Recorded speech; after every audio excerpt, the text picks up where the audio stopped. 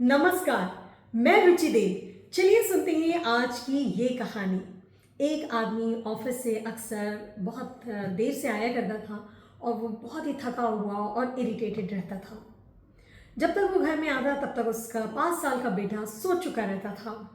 एक दिन बेटा दरवाजे पे खड़े होकर अपने पापा का इंतजार करने लगा। अब जैसे ही वो आदमी आया, बेटा अपने पापा से चिपक गया और कहने लगा, अरे पापा मुझे बहुत अच्छा लग रहा है आपको देख करके, पापा चलिए ना अपन खेलते हैं।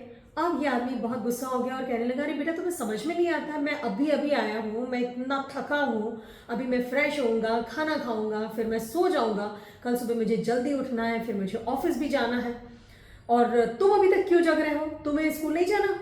तो बेटा अपनी नज़र झुकाते हुए कहने लगा कि पापा मैं एक्चुअली आपको देखना चाहता था, इसलिए मैं इतनी देर तक जगा। तो पापा ने बड़े प्यार से शांत भाव से उसके सिर पर हाथ फेरा और कहने लगा कि बेटा आप देख लिया ना पापा को, अब जाके आराम से अपने कमरे में सो जाओ, ठीक है। तो बेटा कहने लगा कि पापा मैं आपसे एक क्वेश्चन पूछना चाहता हूँ। तो पापा ने कहा भाई पूछो। तो बेटे ने कहा कि पापा आपकी सैलरी कितनी है। तो अरे मेरी सैलरी जान करके तुम क्या करोगे, और तुम तो इतने छोटे हो, तुम्हें तो समझ में भी नहीं आएगा। बेटे ने कहा नहीं पापा, अच्छा ठीक है, तो आप 1 घंटे काम करने के आपको कितने पैसे मिलते हैं। अब वो थोड़ा सा उसे अटपटा लगा पिता को, लेकिन फिर भी पापा ने कहा कि भाई बेटा 250 रुपये मिलते हैं मुझे। तो कहने लगा पापा क्या मैं आपसे 100 रुपीज़ बोरो कर सकता हूँ। तो पापा फिर गुस्सा हो गए, कहने लगे क्यों, तुमको मतलब चॉकलेट खानी है और तुमको मतलब तुम इसीलिए जग रहे थे और तुम मुझे कह रहे थे आपको देखना चाहता हूँ, है ना, झूठ बोल रहे थे तुम, तुम्हें चॉकलेट खानी है, तुम्हें अपने दांत खराब करने हैं और तुम इसीलिए इतनी रात तक तुम जगे हुए थे। अब वो जाओ अपने कमरे में जाओ और जाके सो जाओ। अब बेटे की आंखों में आंसू आ गए और वो चुपचाप अपने कमरे में चला गया।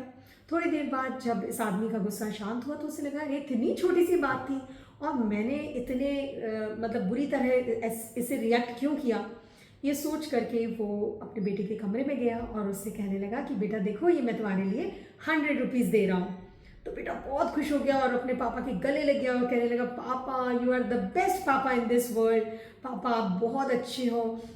तो फिर और उसके बाद दौड़ करके वो अपने पलंग पे गया और तकिए के नीचे से कुछ मुड़े हुए 2-3 नोट निकाले उसने और जल्दी जल्दी उनको गिनने लगा। तो अब पापा ने कहा कि अरे जब तुम्हारे पास पैसे थे तो तुमने मुझसे पैसे क्यों मांगे।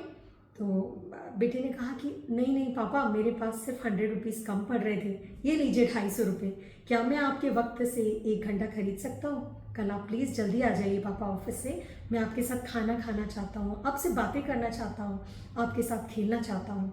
ये सुन करके उस आदमी की आंखें नम हो गई और वो अवाक रह गया।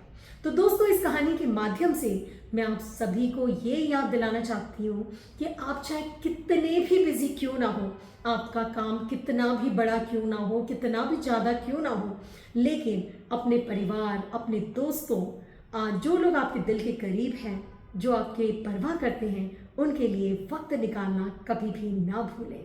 तो चलिए दोस्तों हम फिर सुनते हैं एक नई कहानी अगले सोमवार शाम 5 बजे मेरे चैनल ब्लूम विद रुचि देव पर।